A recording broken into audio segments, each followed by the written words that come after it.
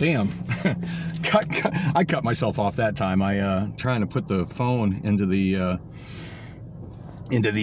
holder while that big guy walked across the street and was harassing me. I bumped the button that like closes the screen. So whoops. So time and date 6:36 p.m. Sunday, September 4th, 2022.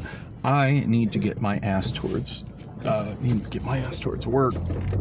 But that was a fun distraction. So I don't know how much of the guy approaching me. I wasn't trying to put video of him, other than showing that, you know, whatever their community event thing was, it was wrapping up. But I was trying to get another image of that sign in front of the new complex going in. And by the way, it's a continuation of the video before. If you didn't watch that first, you watch that first before watching this, and this will make a lot more sense. Anyway, as I was saying, yeah, those are going to be, most likely those are going to be luxury apartments. They're going to be advertised on the web towards people that do their apartment hunting, people that work office jobs and do their apartment hunting online and don't actually go through neighborhoods that are not from here. And they're going to see that and go, oh, look, these look nice. Look at those pictures. And yeah, not going to be aware that this is what they're living next to until they come down and sign a lease, and hopefully they pay attention as they're approaching the place. Of like, oh wow, this neighborhood's sketchy. And there's shopping carts again. Anyway, yeah, this guy just approached me. That was kind of funny. I don't know how much of it I got before I bumped the phone. And the guy was like, "Oh wow." They put a second fence up there along that access road. The guy that plays the sad music and does videos of homeless people, there was a big encampment on the right there where they just put up that second chain link fence. There was a big encampment there. And yeah, that's gone since I saw that. I feel like I saw that video just like a month ago. So wonder where those people move to. You know, the whole thing is those people don't just immediately, they don't go away. They just get, they just move somewhere else. I would imagine most every homeless encampment that gets busted up, like that one right there, those just more people that end up going to the zone. I'm sure the homeless people talk to the other homeless people and tell them, hey, they'll let you get away with it at the zone. Just go down to the zone, and then you'll be right by where they feed you, lunch and dinner. Anyway, dang, I spent a little more time on that walk than I should have. It's 6:37, and I got to be to work by 7. Yeah, I got time. Once I get on the freeway, this should be pretty quick. Anyway, yeah, the guy that came up was like, hey, what's all that? I love how people will just approach, doesn't introduce himself, didn't introduce himself, just kind of approach me, 2 people, when I'm only 1 person, so that kind of feels like I'm getting ganged up on. And so, what's all that? But he doesn't specify. He's using a pronoun, that. So, well, it's all that. I was like, oh, that's my Saturn. It's how I get to work. By the time he had, whatever. I wasn't interested in having a conversation with that guy. Anyway, he was definitely invading my personal space. And, which reminds me of another YouTube channel I've been watching. Actually, 2 of them that are essentially putting out the same content.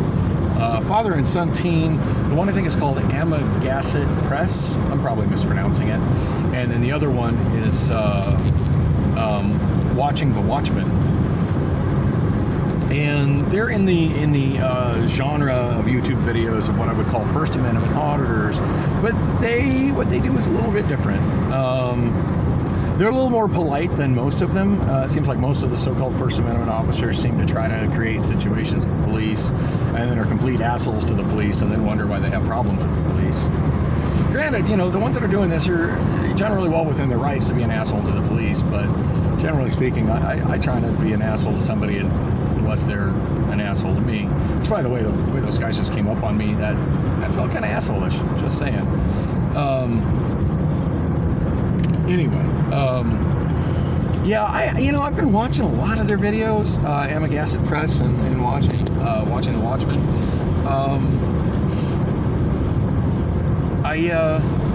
I'm still kind of on the fence. Like, some of the stuff I like, some of the stuff I really don't like.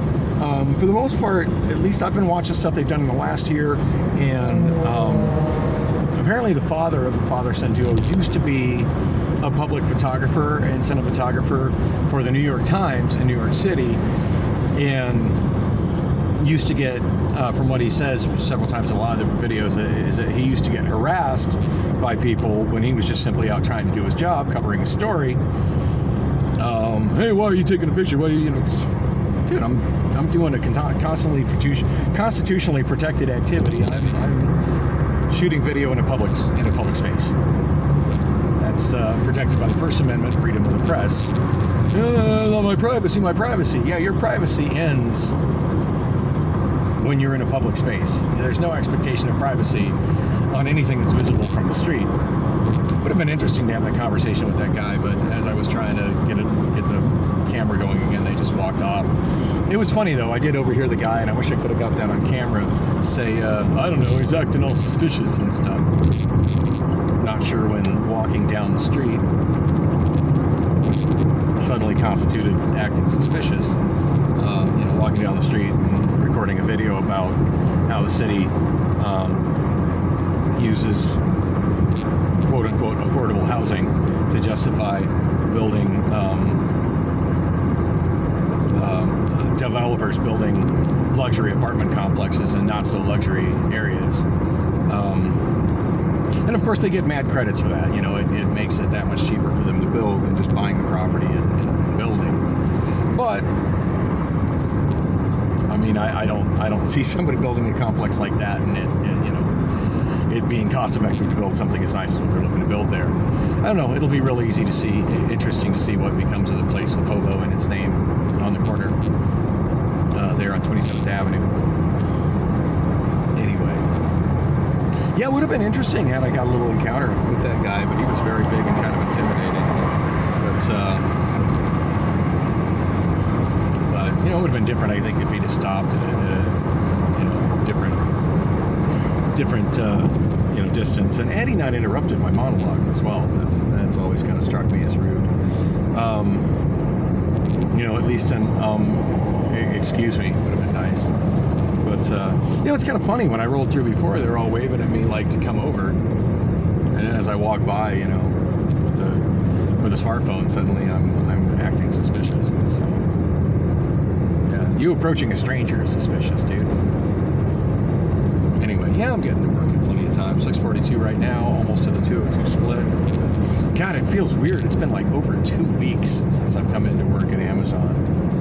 And then the 2 weeks before that, I was, taking kind of quiet quitting to a whole new extreme of just like, I had one night I think I showed up at like 1 a.m. It's like, I thought I'd show up. At least most of this last week has been for something. Well, the entire last week was for something legit medical, as opposed to me just fucking off my job. But my bottom line is the same. I'm all out of PTO, and they don't really do paid sick leave. You have PTO to and budget it accordingly. And I made a mistake when I got on. I was getting so much PTO, it was accruing at a certain rate that I thought it constantly accrued at that rate. I didn't realize that you only got so much in a calendar year. So of course I used it all up pretty quickly, thinking there was just going to be more, because there was always more showing up. I don't know, I guess I missed that memo when they said how much you're limited to a year. So I won't start accruing anymore until the end of January, and that's a long way off. As to whether or not I'll still be with Amazon by the end of January, that depends on a lot of factors. I'll be honest, I've been talking about looking for other work. I haven't filled out a single application. I did actually log into my Indeed.com account, and I created another account on some other website for job hunting that had popped up on my as a YouTube ad. I'm like, that actually sounds good, and I created an account there, but I haven't done any applications on. Now, I didn't search on Indeed, but on the other one, and I forget what it is, like some other recruiting websites. Like I wasn't already on enough, right? I just thought I would search it to see what there was for forklift operator jobs available, and the only one that came up was for Restaurant Depot, and they were actually hiring at less money than what I'm already paid at Amazon. and I can't imagine that Restaurant Depot has as good of benefits and just the general, benefits and opportunities and whatnot that Amazon has. I just can't possibly imagine it. So, yeah, if I take another job, I'm definitely not doing it for a pay cut, unless it's something in broadcasting or more karaoke shows. Other than that, yeah, I'm going to change jobs. Damn it, I'm going to make more money. That's where I'm going with that. And speaking of changing jobs and making more money, I haven't really been chatting with my older daughter as much lately, but she did tell me that she quit Amazon. She didn't really go into any detail as to why or anything, and I haven't gotten around to really asking her about it. But I noticed in her Snapchat stories that she's been trying to master the art of pole dancing and get a job at a strip club. So that's fabulous.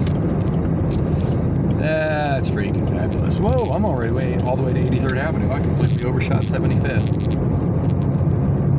Hard to see the exits when the sun is that low on the horizon. That, and I was trying to get around that truck when I should have just been behind that truck. Anyway, not a big deal.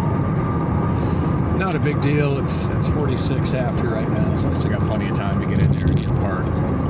Don't have time to get any fast foods from somewhere else, but that's fine. I'm pretty. I had a couple big Carl's Jr. burgers at the bar, and those are delicious, by the way. Yeah, the California Double at Carl's Jr. Highly recommend that. That's a freaking delicious burger for $3 or $2.99, whatever it is. And it's not huge, but it's a decent size. Two of those fills me up. Totally fills me up. And I'm finally able to eat hamburgers again with the tube stuff. I think part of my problem was that my front incisors, the one on the left, which is like the last one now before I hit the gaping hole in my mouth, I guess it was just really sore from him prying on it, trying to get the other tooth out, and that's kind of getting that's going away to the point I can eat with it again. So that's a good thing. It feels weird, but it's a good thing. Gosh, anything else I want to talk about? I guess I was going to try to say what all happened between Thursday and Saturday night, and here it is, Sunday evening, and I haven't really done that. Gosh, try to wrap that up in a nutshell. Karaoke show Thursday. I think I covered that in some previous videos pretty well. I did stay after hours. I didn't have my headphones. I forgot to bring them, so I was limited to just downloading karaoke and clearing stuff out of my downloader cache, which is something I really need to do. Haven't been having any problems with it messing up due to too much being in the cache, but I know I'm kind of teetering at that edge, and that's a constant battle because as I'm taking stuff out of it, I'm constantly still downloading into it. Still been actively downloading on Sofa King karaoke. Also, gosh, I went to another karaoke channel and I forget the name of it. It's got a really odd name. Absolutely forget the name of the channel.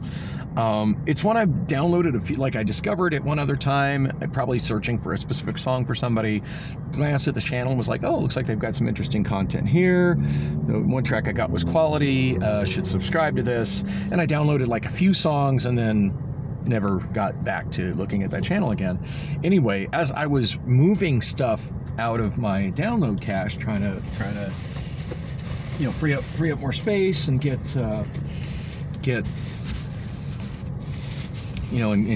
less in the Wondershare All My Tube download queue, to where I don't have malfunctions in the program. As I was doing that, I stumbled across something that every now and then I have, and I'm like, ooh, no, I want to add that right now. That's a cool freaking song that I know I don't have for karaoke. And yes, I definitely hit one of those songs on Friday afternoon as I was working on karaoke music. Got a lot of new music added, by the way. If you don't follow my Songbook DB page, you definitely should. It's songbookdb.com/books/Dan. There's a button like right underneath the search bar. I think it says new editions or just added or something like that. You'd think by now I'd remember what the hell the button's called.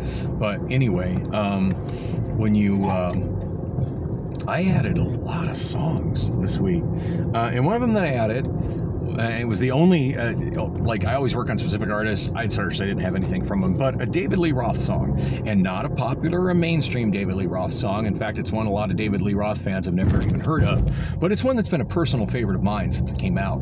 A song called Damn Good off the Skyscraper album. Which was it wasn't a failure of an album, but it wasn't exactly a commercially successful album. I want to say it came out in like 86, 87-ish. Definitely at a time where Diamond Dave's popularity was kind of starting to go down. And I think that was like after Van Hagar happened as well. In fact, I think that album came out around the same time as like the first Van Hagar album. Anyway, yeah, damn, I bought that album when it came out. I was already a fan of Van Halen and David Lee Roth, and had been pretty much buying every David Lee Roth solo thing at that point in time. Like, I absolutely loved Eat 'Em and Smile. Absolutely loved the EP that had Coconut Grove on it, which was not the hit, but my God, that was my favorite track on that EP. And love his cover of Coconut Grove.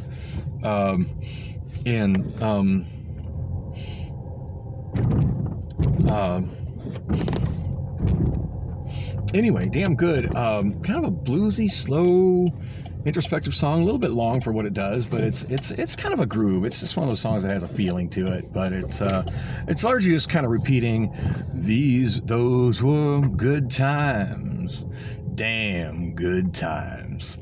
Anyway, I'll put a link, try to put a link in the description. If it's not there, just look it up. David Lee Roth, Damn Good. Yeah, shocked to see a karaoke track for that. Like, wow, random, crazy. And so, of course, I added that. Very good quality track from whatever the hell the name of that karaoke outfit was. And, yeah, I had to basically do a search. There's no splash screen that says who made it. It's just lyrics. So I had to do a search for basically the file name will be like the way it downloads, the way the All My Tube downloader is. The file name will be whatever the title of the video is in YouTube. So if I just basically copy and paste the entire thing and search it in YouTube, if it's still available on YouTube, it'll be the top of the search results. And it was, and I was able to find out what channel it came from.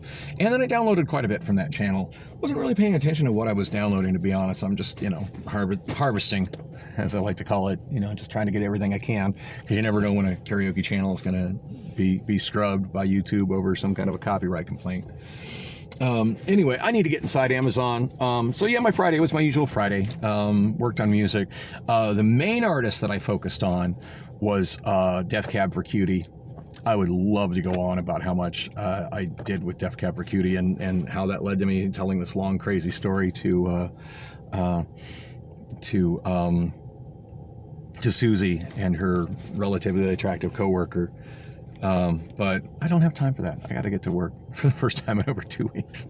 But yeah, lots of Death Cab for Cutie. God, I love Death Cab for Cutie. I need to tell that story to y'all, because it's an interesting story about how I met Ben Gibbard from Death Cab for Cutie, and how absolutely intertwined Ben Gibbard, Death Cab for Cutie, and my marriage and my first child all are. It's a hell of a story. And maybe someday I'll get around to putting it on my vlog. But for now, I got to get back inside. I also worked on Debbie Gibson, of all artists. Surprised to find that I was sitting on 3 Debbie Gibson songs for karaoke that I did not have in my catalog. Also surprised to find out that I don't have karaoke for Out of the Blue by Debbie Gibson, which to me is one of her quintessential songs. So far, I haven't been successful at finding a track for Out of the Blue, so that's kind of become a priority. I need that. Like, didn't realize I needed that. I need that. That's definitely a hole in my collection of Debbie Gibson. The other 3 songs that I added were fairly popular songs. I forget what they are. I know one of them was Only in My Dreams. Shocked I didn't have that already as well. But yeah.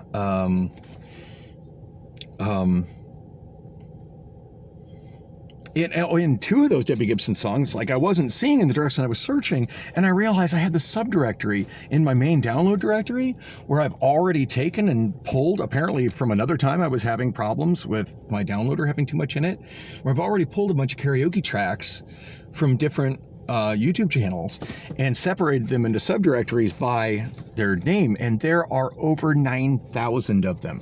So that was kind of wild to stumble across like 9,000 more karaoke songs. Like, wow. Anyway, it is, holy shit, it is 6:55 on the clock, which means it's 6:56. So I gotta go. Thanks for watching.